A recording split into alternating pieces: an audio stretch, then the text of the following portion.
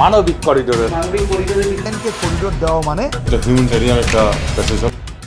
বাংলাদেশে এই মুহূর্তে সম্ভবত সবচেয়ে আলোচিত ইস্যু হলো মানবিক করিডোর নামের ধারণাটা।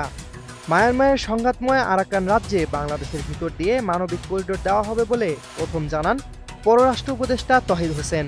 তার এই বক্তব্যের পর প্রধান উপদেষ্টার কার্যালয় যদিও বলেছে এমন কোনো সিদ্ধান্ত হয়নি, তারপরও বিতর্ক যেন থামছেই না। এই প্রসঙ্গে বিশিষ্ট ইউটিউবার ও অ্যাক্টিভিস্ট পিনাকি ভট্টাচার্য সম্প্রতি এক ভিডিওতে এ সম্পর্কে বেশ কিছু তথ্য ও বিশ্লেষণ তুলে ধরেছেন। ভিডিও অনুযায়ী পররাষ্ট্র উপদেষ্টার মানবিক করিডোরের প্রসঙ্গ তোলা আসলে একটি ভূরাজনৈতিক ষড়যন্ত্রের পর্দাফাশ করে।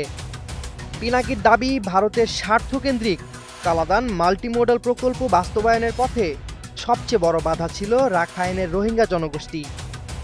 সিত্তে থেকে পালেতুয়া পর্যন্ত এই প্রকল্পের রুটে রোহিঙ্গাদের ঐতিহ্যবাহী বসতি অঞ্চল হওয়ায় তাদের উচ্ছেদ করতেই মিয়ানমার চালায় ভয়াবহ গণহত্যা।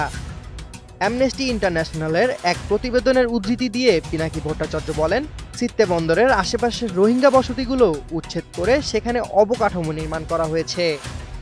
জাতিসংঘে রোহিঙ্গা গণহত্যার বিরুদ্ধে প্রস্তাবে ভারত ভোট না দিয়ে কার্যত এই সহিংসতাকে প্রশ্রয় দিয়ে এসেছে।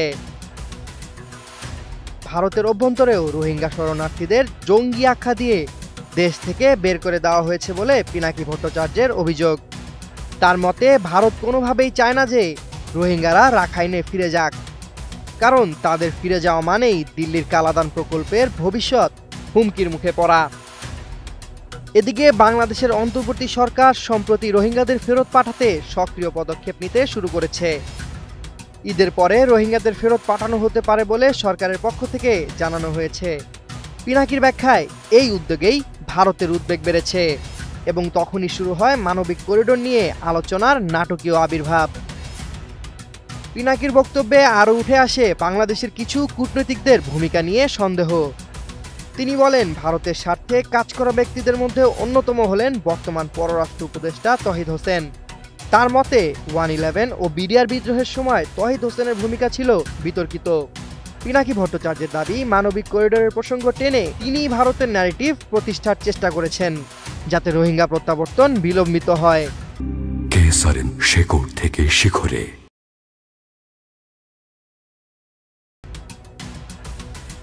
আরও পরিষ্কারভাবে বললে, ভারত পররাষ্ট্র উপদেষ্টাকে দিয়ে মানবিক করিডোরের আলোচনা উস্কে দেয় বাংলাদেশের নাগরিক সমাজ ও প্রায় সব রাজনৈতিক দল এখন এই বিতর্কে সময় পার করছে।